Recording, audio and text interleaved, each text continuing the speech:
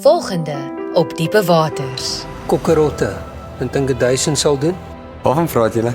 Van die kokkerotte wat ons in Sanet se salon gaan loslaat. Moet dan nog van jou gehou, maar besigheid is besigheid.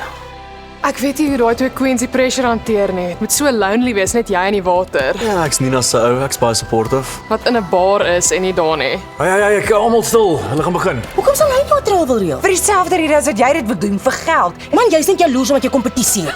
Kompetisie. Ek gaan vir jou wys hoe ek daai troue gereël kry in daai tuin. Daar gaan nooit 'n perfekte tyd wees om sulke nuus te ontvang nie.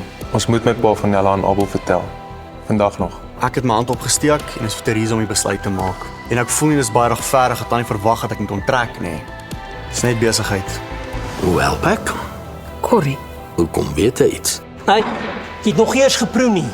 Hierdie lyk soos 'n klomp dierbestanddele. En as jy wil veel nog vir die begin aan Bima. Jy wil wat sê? Hoekom gaan Joy nie 'n bietjie pool nie? Wie weet almal van ons troue? Oom Rousseau het vir Karel vertel, Karel het vir Nina vertel en ek het dit by haar gehoor. So selfs mense in Skotland weet. Nella het vir my 'n boodskap gestuur en gesê julle is op pad. Kon julle toe al van Nella opspoor? Nog nie, maar ons probeer. Ons gaan nog trou.